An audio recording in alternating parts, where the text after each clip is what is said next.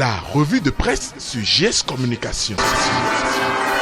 Mesdames, Messieurs, amis des journaux, bonjour et bienvenue à ce rendez-vous de l'actualité. Ce matin, les informations sont disponibles dans les kiosques et tout de suite nous démarrons par le matinal qui nous apprend que le président du groupe Higher Holding de la banque United Bank for Africa UBA était au Bénin hier, lundi 17 juin 2019, à en croire le défi d'une génération. Après l'audience à lui accordée par le président de la République Patrice Talon, les deux hommes se sont rendus à Seme City où ils ont entretenu de jeunes entrepreneurs bénéficiaires de l'entrepreneur Fatship Programme de la fondation Tony Elou Melou. La nation certifie cette information et clarifie pour sa part que Patrice Talon et Tony Elou Melou exhortent les jeunes à s'investir davantage dans l'entrepreneuriat, seul gage d'une Afrique plus grande pour le Béninois libéré. Cette visite de Tony Elou Melou au Bénin est une chance pour la rupture. L'autre chance pour notre pays est que la Colombe couvre enfin la paix à Tchaourou. Le Béninois libéré en parle et donne le point de l'émissaire de Talon, l'appel de Benoît Ilassa. Au regard de ces informations de dernière heure à Tchaourou et environ, le journal de Aboubakar Takou voit Talon comme un digne fils de Tchaourou. Mais malgré le changement de ton dans la gestion de la crise, Point Média a constaté une méfiance de la part des populations de Tchaourou et Savè qui baignent dans une vigilance extrême. L'auteur de l'article voudrait savoir si la parole de l'autorité a-t-elle autant perdu en crédibilité. Quotidien Le Meilleur a eu des informations relatives à la médiation pour le cessez-le-feu à Tchaourou. Suivant l'imprimé, les chasseurs d'origine Nago exigent liberté pour Boni Yahi. Pour eux, il est opportun que la barrière installée devant le domicile de Boni Yahi soit levée. Matin Libre analyse l'exigence des chasseurs et voit Talon à nouveau face à l'histoire. Va-t-il respecter ou piétiner cette nécessité des chasseurs? Telle est l'hypothèse de Matin Libre. Ici, il ne s'agit pas d'une interrogation, mais d'une mise en garde. Et le Béninois libéré étale que Gilbert Togbono, procureur spécial près la Cour de répression des infractions économiques et du terrorisme Criette, vient par un communiqué en date de ce lundi 17 juin 2019 pour attirer l'attention des vendeurs de Katim préalablement enregistrés sous plusieurs identités à mettre fin à la vente de ces 4 SIM. Le Béninois libéré, suivant le communiqué, expose que cette pratique viole les principes reconnus à l'enregistrement des Katim. La nation est également préoccupée par la vente illégale des Katim dans notre pays et attire l'attention de tous sur le message du procureur spécial près la Criette qui invite à corriger le tir. Un tour à la haute autorité de l'audiovisuel et de la communication AC et Notre Temps le label est tel que suite à la proclamation hier des résultats du scrutin du 15 juin dernier, la coordination nationale de campagne du candidat Basile Chibozo félicite les conseillers élus. Le confrère mentionne qu'il félicite les électeurs et reste mobilisé. La nation ne perd pas de vue la désignation des membres de la haute autorité de l'audiovisuel et de la communication 6e mandature et signale de son côté que les regards sont tournés vers le bureau du Parlement et le chef de l'État. Au rendez-vous de l'information, Fraternité y était et nous abreuve de l'adresse du Bénin à Genève pour la création d'emplois durables. D'entrée, le journal de Ménotin a mis l'accent sur le programme Assurance pour le renforcement du capital humain H exposé par le chef de file de la délégation béninoise, la ministre Adijatou Matisse, devant près de 6000 délégués, représentants de gouvernement, travailleurs et employeurs. Fraternité précise que la ministre du Travail et de la fonction publique a donné tous les détails afférents au projet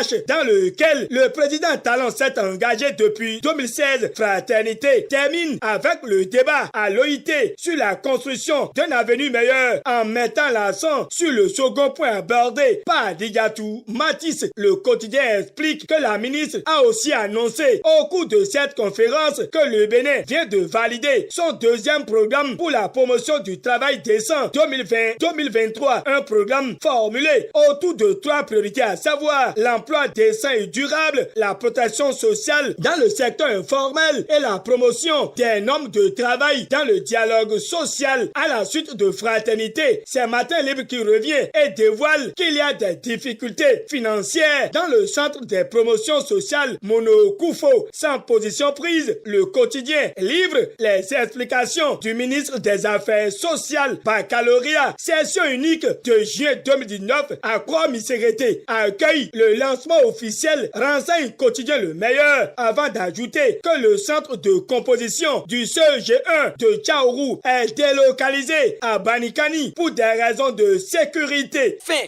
de cette revue de presse. À la réalisation, vous avez Andronien Viwatonou. En direct, c'est Gutenberg Show. D'ici à là, portez-vous bien et à demain pour notre rendez-vous d'actualité.